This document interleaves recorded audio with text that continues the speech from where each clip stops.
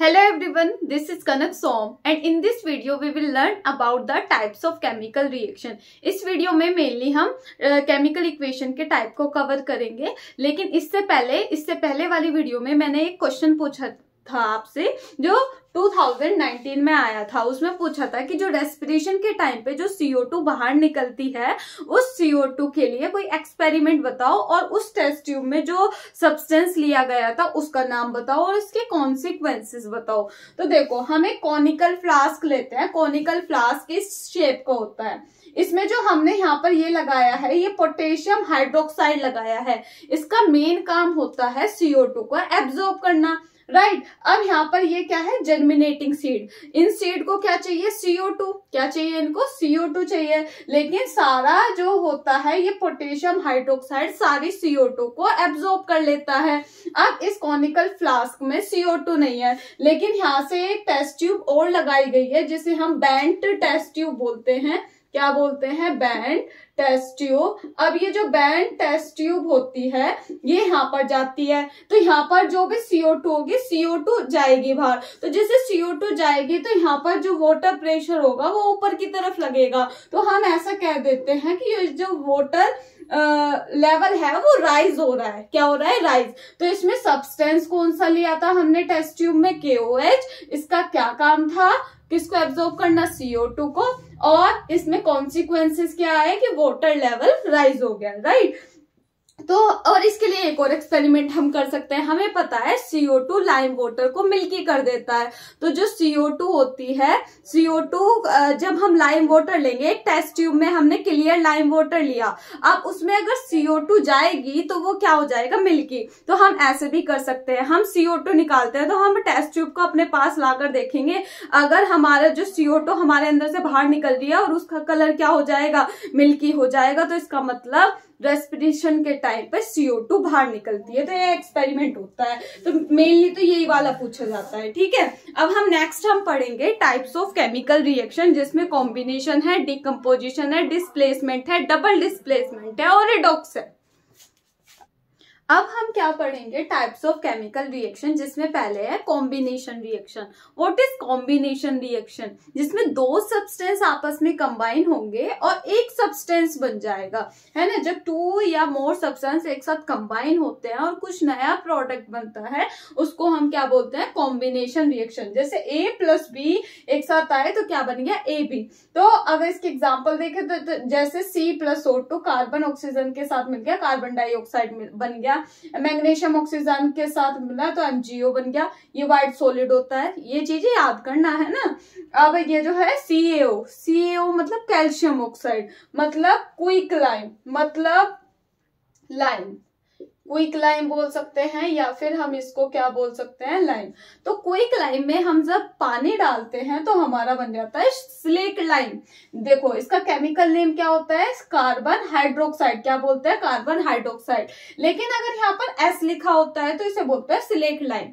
तो एक क्वेश्चन आएगा, व्हाइट वॉशिंग के लिए कौन सा सब्सटेंस यूज होता है, तो हमारा कैल्शियम ऑक्साइड यूज होता है। फिर वो आपसे रिएक्शन करवाएगा, वाटर के साथ रिएक्शन लिखो। यहाँ पर बहुत ज्यादा हीट निकलती है, इसे एक्सोथर्मिक रिएक्शन बोलता है। पहली वीडियो में समझा दिया था, राइट। अब उसके बाद भी समझा देती हूँ। जैसे मेरे पास कली है, कली बोल दो या चूना बोल दो, उसमें मैंने पानी मिलाया और घोल सा बना लिया, सफेदी करने के लिए यूज होता है ये वाला सब्सटेंस।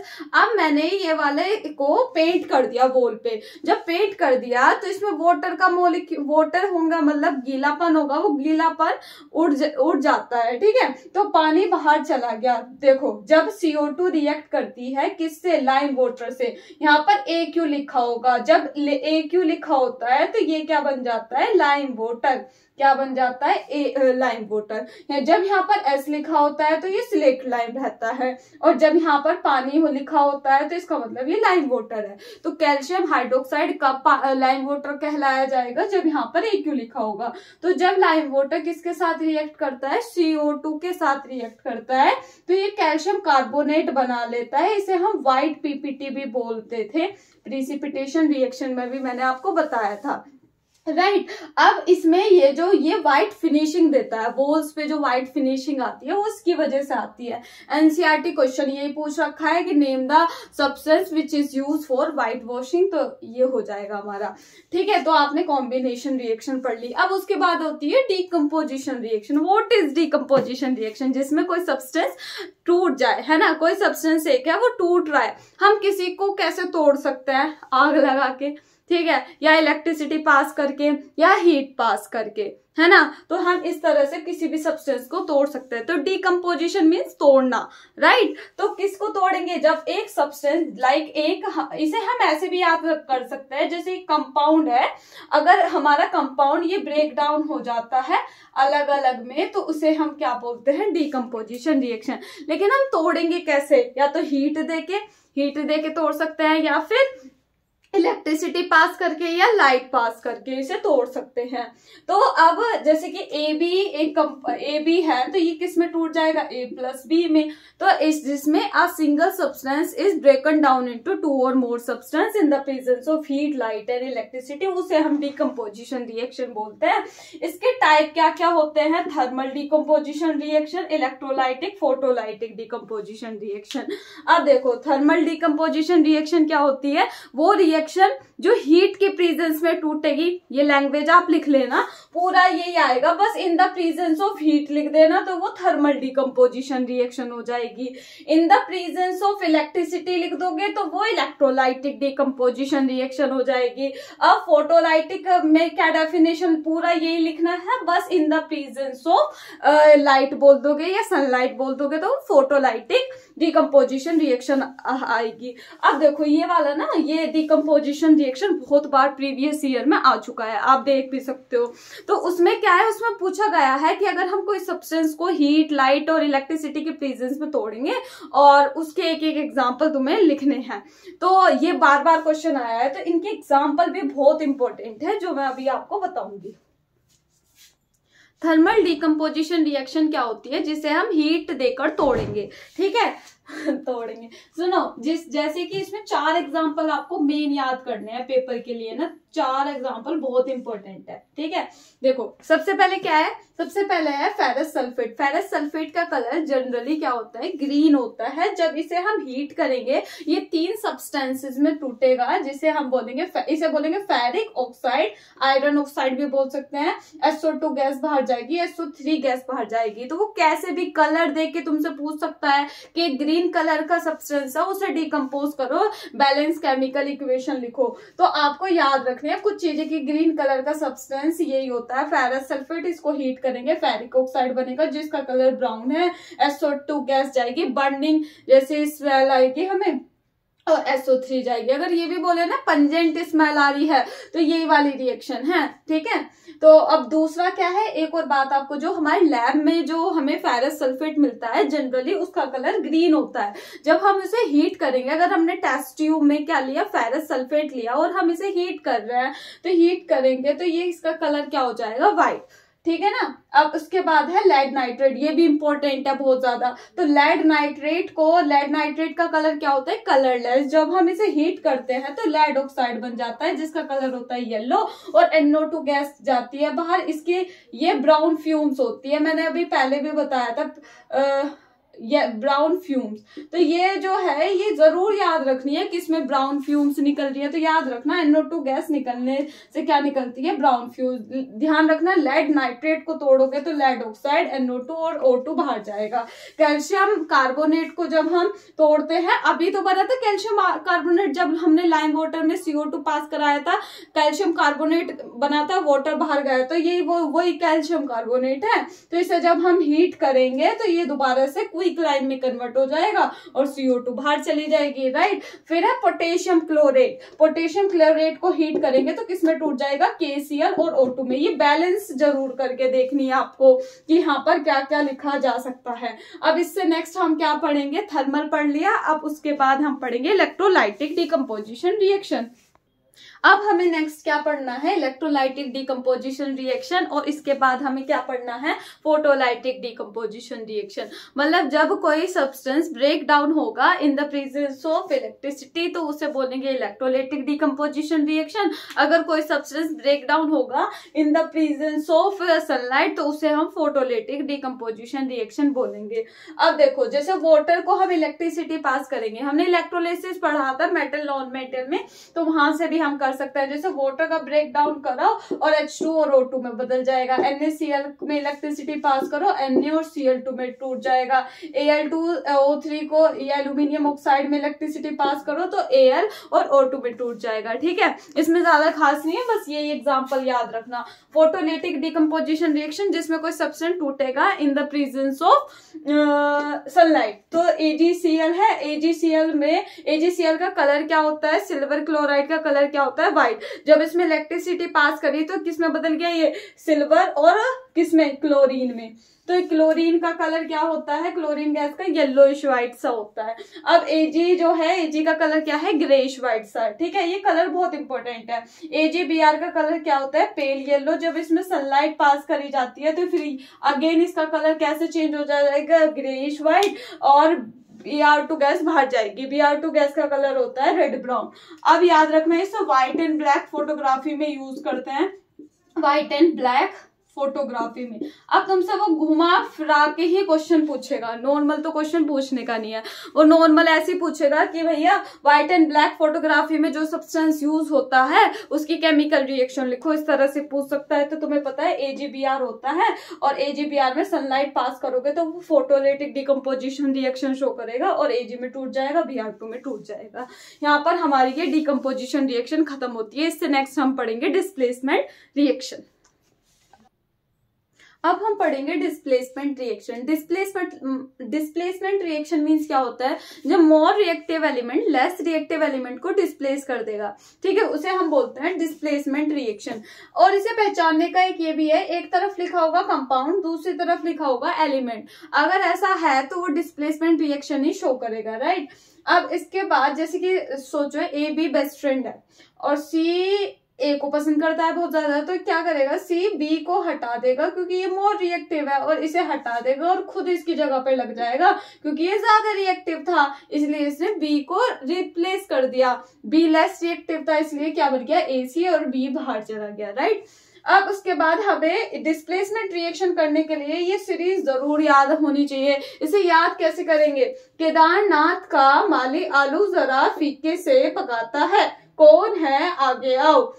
पता है तुम्हें कौन है, potassium, sodium, calcium, magnesium, aluminium, zinc, iron, tin, lead, hydrogen, copper, और ये है मरकरी है, कॉपर, मरकरी, और ये क्या है हमारा सिल्वर, और ये है गोल्ड। ठीक है, तो ये रिएक्टिविटी सीरीज आप याद कर लेना, नोट कर लेना इसे सारे को। अब उसके बाद हमें क्या देखना होता है, जैसे कि ये दो रिएक्शन है, इसमें Zn देखो कहाँ है, ये रहा Zn। Ca कहाँ है, ये सॉरी ये कॉपर है, Cu कॉपर है, कॉपर देखो कहाँ है, ये रहा। तो इसमें देखो कि कौन ज्यादा रिएक्टिव है, जो ऊपर रहेगा वो ज्यादा रिएक्टिव रहेगा, राइट। तो इसमें कौन ऊपर है, Zn। तो Zn इस कॉपर को इसकी जगह से डिस्प्लेस कर देगा, खुद लग जाएगा और Cu को बाहर निकाल देगा। अब इनके कलर जरूर याद करने हैं। Cu का कलर क्या होता है, रेड ब्राउन।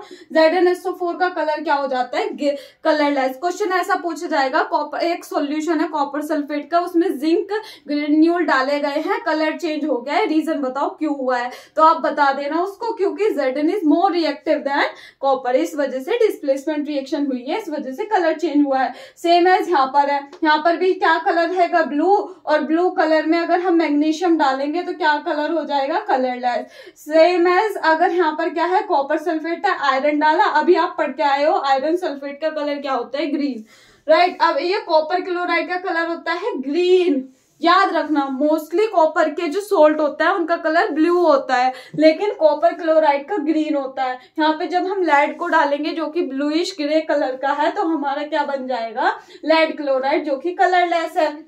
फिर हम सिल्वर नाइट्रेट में अगर हम कॉपर को डालेंगे तो वो कलर क्या हो जाएगा, ब्लू कलर हो जाएगा, राइट। तो ये हमारे क्या थी, सारी डिस्प्लेसमेंट रिएक्शन थी, सारी नोट कर देना, इससे अलग कुछ नहीं आएगा, वही क्वेश्चन पूछा जाएगा। कि कलर चेंज हो रहा है तो किस वजह से हो रहा है, तो बता देना डिस्प्लेसमेंट रिएक्शन हो रही है, एक ज्यादा रिएक्टिव है तो वो उसको लेस रिएक्टिव को डिस्प्लेस कर रहा है। इससे नेक्स्ट पढ़ेंगे डबल डिस्प्लेसमेंट रिएक्शन। अब हम पढ़ेंगे double displacement reaction. Double displacement reaction क्या होगी, जिसमें आयंस का एक्सचेंज हो, आयन का क्या होगा एक्सचेंज होगा, दूसरा प्रीसिपिटेट बनेगा। प्रीसिपिटेट क्या होता है, इनसोल्यूबल सोल्ट जो कि नीचे बैठ जाएगा, घुलेगा नहीं, राइट। तो इसमें पहचानने के लिए ये याद रखना, जब दोनों कंपाउंड ऐसे लिखे हो, ये भी कंपाउंड है ये भी कंपाउंड है, तो डबल डिस्प्लेसमेंट रिएक्शन होनी है, राइट। अब यहाँ पर क्या है, जैसे कि आयन का एक्सचेंज कैसे, जैसे Cl यहाँ पर चला जाएगा और NO3 यहाँ पर आ जाएगा, तो आयन का एक्सचेंज हो रहा है और यहाँ पर जो बनेगा वो क्या बन रहा है, व्हाइट PPT। AQ का मतलब होता है लिक्विड स्टेट है इनकी, राइट। तो अब इसमें ये क्या बना है, व्हाइट PPT। जब हम BaCl2 की रिएक्शन NaSO4 मतलब बैरियम क्लोराइड की सोडियम सल्फेट से कराएंगे तो बैरियम सल्फेट बनेगा, व्हाइट PPT। कॉपर सल्फेट की हाइड्रोजन सल्फाइड गैस से कराएंगे तो क्या बनेगा, कॉपर सल्फाइड बनेगा जो कि ब्लैक PPT है। एक चीज याद रखना, इसमें से रोटन गैस जैसी स्मेल आती है। और इसके बाद हम लेड नाइट्रेट की रिएक्शन अगर हम पोटेशियम आयोडाइड से कराएंगे तो लेड आयोडाइड बनेगा जो कि येलो PPT है और KNO3 बाहर चल जाएगा। मोस्ट इंपोर्टेंट रिएक्शन है, बार बार पूछी जाएगी ये वाली, तो ठीक है ना। तो डबल डिस्प्लेसमेंट पढ़ लिया। अब इसके बाद हम क्या पढ़ेंगे, नेक्स्ट कौन सी है हमारी, रिडॉक्स रिएक्शन। अब हम पढ़ेंगे रिडॉक्स रिएक्शन। रिडॉक्स रिएक्शन क्या होती है, the reaction in which oxidation as well as reduction take place, जिसमें ऑक्सीडेशन भी होगा और रिडक्शन भी होगा, उसे रिडॉक्स रिएक्शन बोलते हैं। RED रेड मीन्स होता है रिडक्शन, OX मीन्स होता है ऑक्सीडेशन। अब सुनो, ऑक्सीडेशन क्या होता है, ऑक्सीजन का ऐड होना, हाइड्रोजन का रिमूव होना। रिडक्शन क्या होता है, हाइड्रोजन का ऐड होना, ऑक्सीजन का रिमूव होना। पहले तो ये बात नोट कर लेना। उसके बाद ये ऑयल भी याद रख सकते हो। ऑयल क्या होता है, oxidation is loss of electron, अगर इलेक्ट्रॉन का लॉस हो रहा है तो ऑक्सीडेशन होता है। और RIG रिग याद कर लोगे, रिग क्या होता है, reduction is gain of electron, ये भी याद कर सकते हो, राइट। अब इसके बाद यहाँ पर है, यहाँ पर देखो मैंने क्या बोला, अगर ऑक्सीजन रिमूव हो रही होगी तो वो क्या होगा, रिडक्शन। तो यहाँ पर क्या हुआ है, रिडक्शन। और यहाँ पर देखो Al से क्या बन गया, यहाँ पर क्या हुआ है, ऑक्सीडेशन। एक बात ध्यान रखना, जो अपना नुकसान कराता है मतलब अपना रिडक्शन, वो कौन होता है, ऑक्सीडाइजिंग एजेंट। कौन होता है, ऑक्सीडाइजिंग एजेंट, ऑक्सीडाइजिंग एजेंट। लिख लेना भैया, राइटिंग खराब है थोड़ी, ठीक है। फिर इसमें ये वाला क्या है, इसने अपना ऑक्सीडेशन कराया है तो ये कौन है, रिड्यूसिंग एजेंट। कौन है ये, रिड्यूसिंग एजेंट, समझ गए ना। यहाँ पर आओ, यहाँ पर ऑक्सीजन रिमूव हुई है तो मतलब रिडक्शन, यहाँ पर ऑक्सीजन ऐड हुई है तो ऑक्सीडेशन। अब यहाँ पर क्या हुआ है, जो अपना रिडक्शन कराता है वो कौन होता है, ऑक्सीडाइजिंग एजेंट, और जो अपना ऑक्सीडेशन कराता है वो कौन होता है, रिड्यूसिंग एजेंट, राइट। अब यहाँ पर देखो H2S में क्या बन गया है, यहाँ पर देखो हाइड्रोजन रिमूव हुई है, हाइड्रोजन रिमूव होती है तो क्या होता है, ऑक्सीडेशन, और यहाँ पर हाइड्रोजन ऐड हुई है तो मतलब क्या हुआ है, रिडक्शन। तो जो अपना ऑक्सीडेशन कराता है उसे हम क्या बोलते हैं, रिड्यूसिंग एजेंट, और जो अपना क्या कराता है, रिडक्शन कराता है, उसे हम बोलते हैं ऑक्सीडाइजिंग एजेंट। अब इसे आप अपने आप करना, राइट। अब यहाँ पर भी देख लो, इसे भी आप अपने आप करना। देखो यहाँ पर ऑक्सीजन रिमूव हो रही है तो रिडक्शन, और यहाँ पर फिर क्या हुआ है, हाइड्रोजन रिमूव हुई है, सॉरी यहाँ पर, हाँ यहाँ पर रिडक्शन हुआ है और यहाँ पर क्या हुआ है, ऑक्सीडेशन, हाइड्रोजन रिमूव हुई है ना, ठीक है। अब आप ये वाली रिएक्शन बहुत इंपॉर्टेंट है, इसके क्वेश्चन पूछे जाते हैं आयरन ऑक्साइड के एल्यूमिनियम के साथ। ये एल्यूमिनियम यहाँ पे रिड्यूसिंग एजेंट है, इसे कर लेना। ये जो एल्यूमिनियम होता है ये एक रिड्यूसिंग एजेंट होता है इस रिएक्शन में, इसे थर्माइट रिएक्शन बोला जाता है। बहुत ज्यादा हीट इवॉल्व होती है, मेटल नॉन मेटल में भी ये पढ़ाया जाता है, ठीक है। अब इसमें क्या यूज होता है, ये रिएक्शन कहाँ यूज होती है, रेलवे ट्रैक में और मशीन पार्ट को क्रैक करने में ये रिएक्शन यूज की जाती है, थर्माइट रिएक्शन। याद रखना, अच्छे तरह पूछी जाएगी, जो रेलवे ट्रैक में जो रिएक्शन यूज होती है, इस तरह से कुछ भी बोलते हैं, मशीन पार्ट को क्रैक करती है वो वाली, तो यही रिएक्शन करती है, ये वाली रिएक्शन लिख देना उसमें एग्जाम में, राइट। उसके बाद कोरोजन है, कोरोजन मेटल नॉन मेटल में भी है और इसमें भी है। यहाँ से शायद कट है तो उसमें मेटल नॉन मेटल में पढ़ा देता है, पर मैं आपको पढ़ा देती हूँ इसमें, ठीक है। तो ये रिडॉक्स रिएक्शन का था सारा। अब हमारा लास्ट है कोरोजन। कोरोजन क्या होता है? अगर मेटल खराब होने लगता है या हमारा एयर, वाटर और एटमॉस्फेयर की वजह से मेटल खत्म होने लगता है तो उस प्रोसेस को हम कोरोजन बोलते हैं। लेकिन अगर आयरन में, लोहे में कोरोजन होगा तो उसे रस्टिंग बोलेंगे। तो जब ये जो आयरन है अगर इसे ऑक्सीजन मिल जाए, पानी मिल जाए तो ये क्या बना लेता है? हाइड्रेटेड आयरन ऑक्साइड, जो कि एक रस्ट होता है, राइट। अगर कॉपर ऑक्सीजन और CO2 और वाटर से मिल जाता है तो ये बेसिक कॉपर कार्बोनेट बनाता है, जिसपे क्या करती है? ग्रीन कलर की लेयर होती है। लेकिन यहाँ पे कोरोजन ही हो रहा है, कोरोजन हो रहा है कॉपर का, तो ग्रीन कलर का बना है। तो आप मुझे कमेंट सेक्शन में बताना क्या क्या बताओगे। व्हाट इज थर्माइट रिएक्शन, मैंने अभी बताया था, ठीक है। उसके बाद मुझे बताओगे आप व्हाइट वॉशिंग के लिए कौन सा सब्सटेंस यूज होता है। फिर उसके बाद बता देना मुझे लेड ऑक्साइड, लेड नाइट्रेट का कलर क्या होता है, लेड नाइट्रेट का कलर क्या होता है, ठीक है। अब व्हाइट फिनिशिंग किसकी वजह से आती है वॉल्स पे, ठीक है। बाकी तो और कुछ नहीं है। रिडॉक्स पूरा चैप्टर में मैंने कवर करने की कोशिश की है। और इससे नेक्स्ट आप जिस भी चैप्टर पे वीडियो चाहते हो मुझे कमेंट सेक्शन में बता देना, मैं उस वीडियो को अपलोड कर दूंगी। Thank you.